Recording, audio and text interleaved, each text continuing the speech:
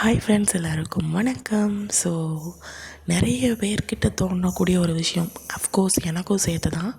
என்னென்னா, அதாவது எக்ஸாம் எழுதுறது கிட்டத்தட்ட ஒரு 12,00,000 பேர் எழுதுகிறாங்க. 10,00,000 11,00,000 பேர் 12,00,000 பேர் எழுதுகிறாங்கன்னா, அதை ஒரு 10,00,000 8,00,000 அப்ளை பண்ணுறாங்கன்னு வச்சுக்கோங்க. ஸோ அதில் எனக்கு எப்படி ஜாப் கிடைக்கும்? எல்லோரும் படிக்கிறவங்க இருப்பாங்க. ஸோ எல்லாருமே வீட்டில் இப்போ நமக்கு அது ஒர்க், ஹவுஸ் ஒய்ஃபு, வெயிட்டை பார்த்துட்டு குழந்தைங்கள பார்த்துட்டு நம்ம படிக்கிறோம். ஸோ நம்ம எப்படி போய் நம்ம ஜாப் வாங்க போகிறோம், நமக்கு எப்படி கிடைக்க போகுது அப்படின்ட்டு எல்லாருக்குள்ளேயும் இந்த ஒரு மைனஸ் வந்து உள்ளே இருக்க தான் செய்யும். அஃப்கோர்ஸ் எனக்கும் இருக்க தான் செஞ்சிச்சு. ஸோ இத்தனை பேர் எழுதுகிறாங்க, அவங்களுக்கு கிடைச்சதுக்கப்புறம் தான் நமக்கு கிடைக்கும். அப்படியே கிடைச்சாலும் அடுத்து மறுபடியும் ரொட்டீனில் நிறைய பேர் வருவாங்க. ஸோ அதுக்கப்புறம் நல்லா படிக்கிற பிள்ளைகள்லாம் 10th 12th இதெல்லாம் நிறைய மார்க் எடுத்தவங்க காலேஜ் முடிச்சுட்டு அதுக்கப்புறம் வந்து அவங்க வருவாங்க. ஸோ அவங்க நிறைய மார்க் எடுப்பாங்க. ஸோ நமக்கு எப்படி கிடைக்கும் அப்படிங்கிற மைண்ட் செட் எல்லாருக்குள்ளேயும் இருக்கும். ஸோ ஒன்று மட்டும் மைண்டில் வச்சுக்கோங்க.